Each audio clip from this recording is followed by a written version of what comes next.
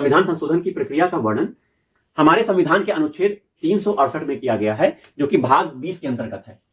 संविधान का भाग 20 के अधीन अंतर्गत अनुच्छेद 368 संविधान संशोधन की प्रक्रिया का वर्णन करता है। और संविधान संशोधन की प्रक्रिया किस देश से ली गई है? तो साउथ अफ्रीका, दक्षिण अफ्रीका से संविधान संशोधन की प्रक्रिया ली गई है। इतनी बात आपको याद रखनी है प्रारंभिक परीक्षा के माध्यम से। वही कुछ लेक्चर ध्यान से सुनिए। देखिए, संविधान संशोधन की प्रक्रिया से पहले केशवानंद भारती बनाम केरल राज्य 1973 का जो केस है, केशवानंद भारती केस,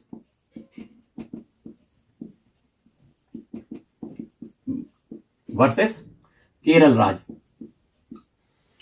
इसके निर्णय को ध्यान से सुनिएगा। केशवानंद भारती केस में निर्णय आया था कि संसद संविधान के किसी भी भाग में संशोधन कर सकती है। संसद चाहे मौलिक अधिकार का संशोधन करना हो, चाहे प्रस्तावना का संशोधन करना हो, या फिर संविधान के किसी अन्य भाग का संशोधन करना, संसद कर सकती है। लेकिन संसद संविधान के मौलिक ढांचे में संशोधन बिल्कुल नहीं कर सकती। और ये मौलिक ढांचा क्या होगा? तो सुप्रीम कोर्ट ने बताया कि न्यायालय समय समय पर मौलिक ढांचा क्या होगा यह बताता रहेगा। उसने सीधे परिभाषा नहीं दी क्या है मौलिक ढांचा क्या होता है, किन किन चीजों को मौलिक ढांचा माना जाता है, ऐसा बिल्कुल नहीं बताया। उसने केवल ये बता दिया कि मौलिक ढांचे में संशोधन नहीं किया जा सकता।